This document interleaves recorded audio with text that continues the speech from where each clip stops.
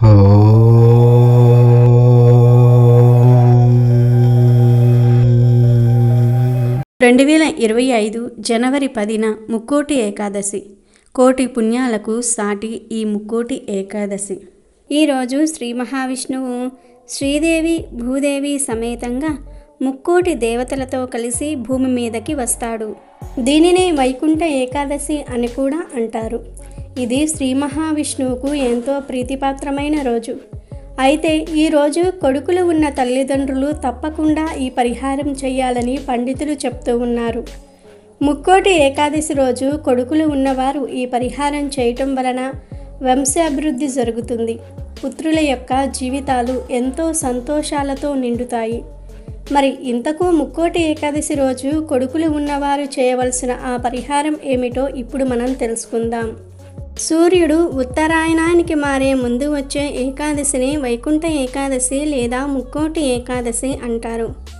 ఈ రోజున వైకుంఠ ద్వారాలు తెరుచుకుని ఉంటాయని వైష్ణవాలయాలలో గల ఉత్తర ద్వారం వద్ద భక్తులు తెల్లవారుజామునే వేచి ఉంటారు. ముక్కోటి ఏకాదశి రోజున శ్రీ మహావిష్ణువు గరుడ వాహనం అధిరోహించి 3 కోట్ల దేవతలతో భూలోకానికి దిగివచ్చి భక్తులకు దర్శనమిస్తాడని నమ్మకం. అందుకే దీనికి ముక్కోటి ఏకాదశి అనే పేరు వచ్చింది. ఈ ఒక్క ఏకాదశి 3 కోట్ల ఏకాదశులతో సమానం. అందువల్ల కూడా దీన్ని ముక్కోటి ఏకాదశి అంటారని పెద్దలు చెప్తూ ఉన్నారు. ఈ రోజునే ఆలాహలం, అమృతం రెండూ పుట్టాయి.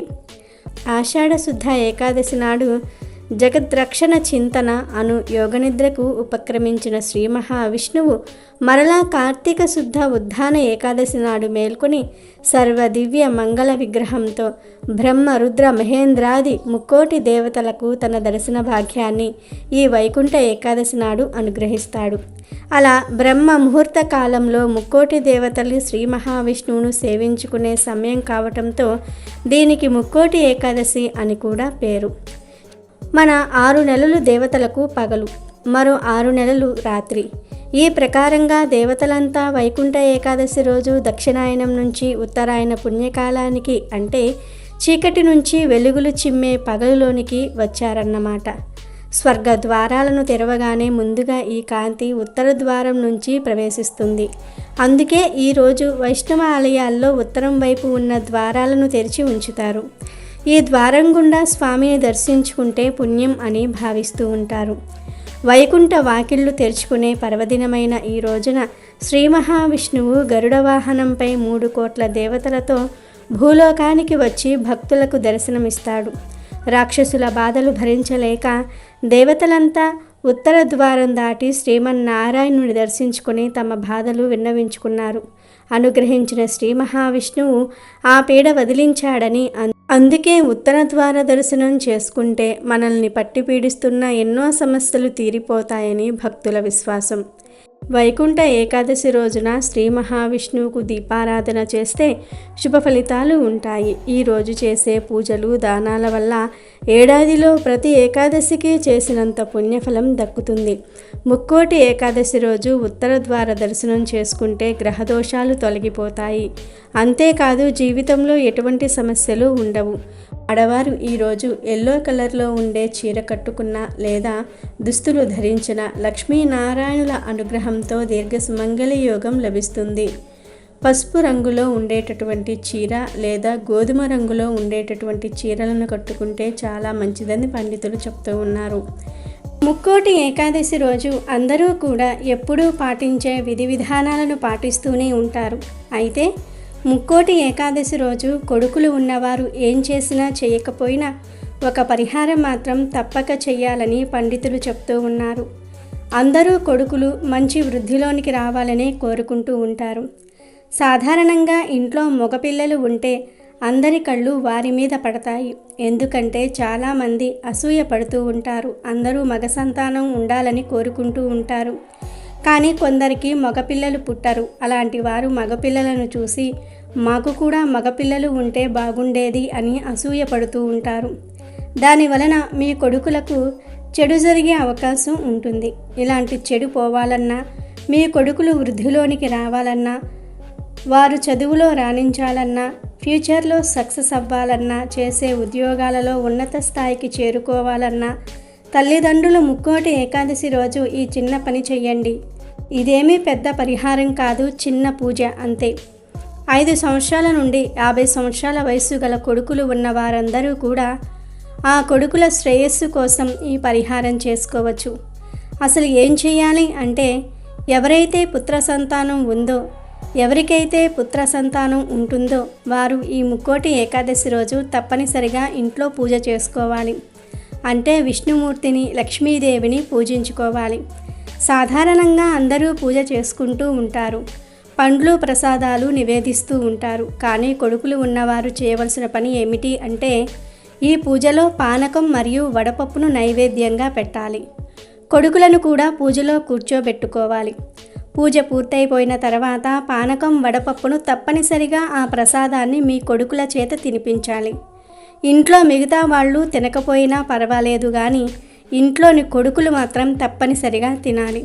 ఎంతమంది కొడుకులు ఉంటే అంతమంది కూడా పానకం, వడపప్పు తినాలి. ఇది చాలా సింపుల్ పని.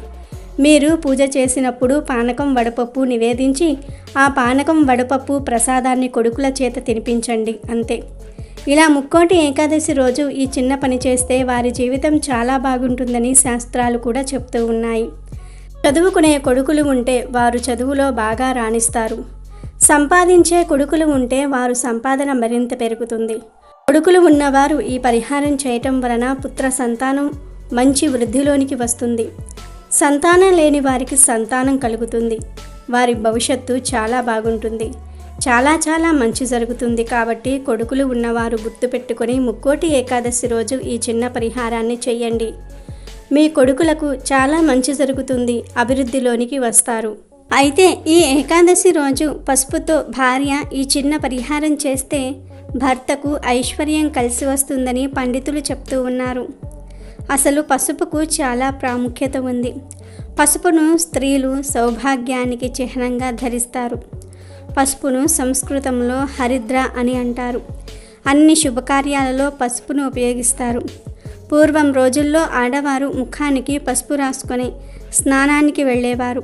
అందుకే వారి ముఖానికి త్వరగా ముడతలు వచ్చేవి కావు. వయసు పెరిగిన యవ్వనంగానే కనిపించేవారు.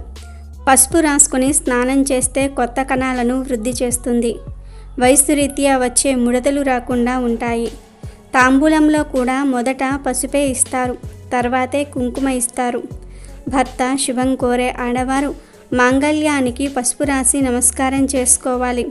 పసుపును నీటిలో వేసి స్నానం చేస్తే దేహకాంతి పెరుగుతుంది. సమస్త చర్మరోగాలు నయమవుతాయి. పసుపుని నీటిలో వేసి స్నానం చేస్తే దానిని మంగళ స్నానంగా పిలుస్తూ ఉంటారు. కామెర్లు ఉన్నవారు పసుపును దానం చేస్తే కామెర్ల రోగం తగ్గిపోతుంది. పసుపు లక్ష్మీ స్వరూపం. పసుపుతో ఆడవారు ఏకాదశి రోజు ఇప్పుడు మనం చెప్పుకోబోయే పరిహారం చేస్తే అనేక రకాల సమస్యల నుండి బయటపడతారు. ఏకాదశి రోజు ఆడవారు చిటికెడు పసుపు తీసుకొని అందులో ఒక చుక్క నెయ్యి కలిపి ఆ పసుపును ముఖానికి, శరీరానికి రాసుకుని స్నానం చేస్తే లక్ష్మీ కటాక్షంతో దీర్ఘ సుమంగళి యోగం కలుగుతుంది. సహజంగా ఆడవారు పసుపు రాసుకుంటూ ఉంటారు, కానీ ఈ ఏకాదశి రోజు మాత్రం ప్రత్యేకంగా కొద్దిగా ఆవు నెయ్యి కలిపి పసుపు రాసుకొని స్నానం చేయండి. స్నానం చేసే నీటిలో కూడా కొంచెం పసుపు వేసుకోండి. ఏకాదశి రోజు ఆడవారు ఇలా చేస్తే దీర్ఘ సుమంగళి యోగం కలుగుతుంది. భర్తకు చేసే పనులలో విజయాలు లభిస్తాయి. భర్త సంపాదన కూడా పెరుగుతుంది. అలాగే ఏకాదశి రోజు నానబెట్టిన శనగల్లో లేదా నానబెట్టిన బొబ్బర్లో కొంచెం పసుపు కలపండి. అంటే అవి పసుపు రంగులోనికి మారేలాగా పసుపు కలపండి. ముందు రోజే శనగలను లేదా బొబ్బర్లను నానబెట్టండి. ఏకాదశి రోజు ఆ శనగలు లేదా బొబ్బర్లను తీసుకుని వాటిల్లో పసుపు కలపండి. తర్వాత ఈ శనగలను లేదా బొబ్బర్లను తీసుకొని మీ దగ్గరలో ఎవరైనా సరే ఆవును పెంచితే అక్కడకు కానీ లేదా గోశాలకు కానీ వెళ్ళి గోవుకు నమస్కారం చేసి ఈ శనగలను లేదా బొబ్బర్లను ఆవుకు తినిపించండి. ఆడవారు లేదా మగవారు ఎవరైనా సరే తినిపించవచ్చు. ఇలా తినిపించటం వలన ఇంట్లో వారి సంపాదన అనేది మెరుగుపడుతుంది. అలాగే ఈ ఏకాదశి రోజు ఉదయం లేవగానే ఆడవారు స్నానం చేసుకొని తర్వాత పసుపులో కొంచెం గంగాజలం లేదా రోజ్ వాటర్ కలిపి పేస్ట్ లాగా చేసి ఆ పేస్టుతో మీ ఇంటి మెయిన్ డోర్ మీద స్వస్తిక్ గుర్తు వేయండి. అంటే 2 తలుపు రెక్కలు ఉంటాయి కదా, రెండిటి మీద వేయండి. ఇలా వేయటం వలన లక్ష్మీదేవి విష్ణుమూర్తితో సహా మీ ఇంట్లోకి వస్తుంది. మీకు ఉన్న కష్టాలను తొలగిస్తుంది, ధన లాభాన్ని కలగజేస్తుంది. ఇంటి యజమానికి కూడా మంచి జరుగుతుంది. కాబట్టి మీరు కూడా రేపు ఏకాదశి రోజు పసుపుతో ఈ చిన్న చిన్న పరిహారాలను చేసి లక్ష్మీదేవి అనుగ్రహాన్ని పొంది సంతోషంగా జీవించండి. అయితే ఈరోజు ఆడవారు ఖచ్చితంగా ఈ 3 పనులు చేయాలని శాస్త్రాలు చెప్తూ ఉన్నాయి. పనులు ఏమిటంటే ఉపవాసం, పూజ, ఉత్తర ద్వార దర్శనం. ముందుగా ఉపవాసం ఎలా చేయాలో చూద్దాం. ముక్కోటి ఏకాదశికి ఉపవాసం ఉండాలనుకునేవారు ముందు రోజు అనగా దశమి రాత్రి నుండే ఉపవాసం ఆచరించాలి. ఏకాదశి రోజున తులసి తీర్థం మాత్రమే సేవించి రాత్రి జాగరణ ఉండాలి. మర్నాడు ద్వాదశి రోజు ఉదయం ఆహారాన్ని స్వీకరించడంతో ఉపవాసం ముగుస్తుంది.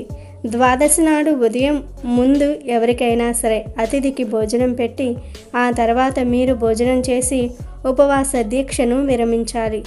దీని వెనుక పరమార్థం దాగి ఉంది. ఉపవాసం అంటే భగవంతునికి దగ్గరగా ఉండటం అని అర్థం. పొట్ట నిండుగా ఆహారం ఉంటే మనసులో ఆలోచనలు పరిపరి విధాలుగా ఉంటాయి. ఆకలితో శరీరం శుష్కించిపోయిన రోజున మెదడు జాగరూకతతో మెలుగుతుంది. ఆ సమయంలో భగవంతునిపై లగ్నమయ్యే మనసు గాఢమైన స్థితిని చేరుకోగలదు. అలాంటి మనసును రాత్రిపూట కూడా జాగరూకతతో ఉంచితే ఉత్తేజమవుతుంది. దేహాన్ని శాసించే ఆకలి నిద్రల మీద అదుపు సాధించేవాడి స్థైర్యానికి తిరుగుండదని భగవన్నామ స్మరణతో ఏకాదశి నాటి రాత్రిని గడపమని సూచిస్తారు. ఈ ఏకాదశి ఉపవాసం అనేది ఆరోగ్యానికి కూడా ఎంతో మంచిది. ఇలా ముక్కోటి ఏకాదశికి ఉపవాసం ఉండటం వలన జన్మల పాపాలు తొలగిపోతాయి. అలాగే ముక్కోటి ఏకాదశి రోజు తప్పనిసరిగా చేయవలసిన 2వ పని పూజ. ఈరోజు ఇంట్లోనే లక్ష్మీనారాయణుల ఫోటోను ఏర్పాటు చేసుకొని తులసి ఆకులతో జాజి పూలతో పూజిస్తే సకల ఐశ్వర్యాలు సిద్ధిస్తాయి. ఇక 3వ పని ఉత్తర ద్వార దర్శనం. ఈ వైకుంఠ ఏకాదశి రోజు ఎవరైతే ఉత్తర ద్వార దర్శనం చేస్తారో వారికి మోక్షం లభిస్తుంది. పాలసంద్రం మీద తేలియాడే విష్ణుమూర్తిని దర్శించుకునేందుకు ముక్కోటి దేవతలంతా ఈ ఏకాదశి తిథి నాడు వైకుంఠాన్ని చేరుకుంటారని ప్రతీతి. అందుకే ఈ ఏకాదశికి ముక్కోటి ఏకాదశి అని పేరు వచ్చింది. వైకుంఠంలోని విష్ణుమూర్తి దర్శనమే ఈ ఏకాదశి నాడు ముఖ్యమైన ఘట్టం కాబట్టి ఈ ఏకాదశికి వైకుంఠ ఏకాదశి అన్న పేరు ఉంది. ఈరోజు శ్రీ మహావిష్ణువును వైకుంఠ ద్వారం వద్ద దర్శించుకున్న మధు కైటపులు అనే రాక్షసులకు శాప విమోచనం కలిగిందని పురాణాలు చెప్తూ ఉన్నాయి. ఇక నుండి ఎవరైతే ఆ వైకుంఠ ద్వారాన్ని పోలిన ఉత్తర ద్వారం గుండా విష్ణుమూర్తిని దర్శించుకుంటారో వారందరికీ కూడా తమలాగే మోక్షం కలగాలని ఆ మధు కైటబులు కోరుకోవటంతో ఉత్తర ద్వార దర్శనానికి ప్రాశస్త్యం ఏర్పడింది. ఉత్తర ద్వార దర్శనం నాడు తనను దర్శించుకునే భక్తులను అనుగ్రహించేందుకు ముక్కోటి దేవతలతో కలిసి విష్ణుమూర్తి భూమికి చేరుకుంటాడు కనుక తప్పనిసరిగా విష్ణుమూర్తి అనుగ్రహం కోరుకునేవారు ఈరోజు ఉత్తర ద్వార దర్శనం చేసుకోవాలి. ఉపవాసము, పూజ, ఉత్తర ద్వార దర్శనం. ఆడవాళ్ళు తప్పనిసరిగా ఈ 3 పనులను వైకుంఠ ఏకాదశి రోజు చేసుకోవాలి. వారు చేయటంతో పాటు ఇంట్లోని వారితో కూడా అంటే పిల్లలతో, భర్తతో కూడా చేయించాలి.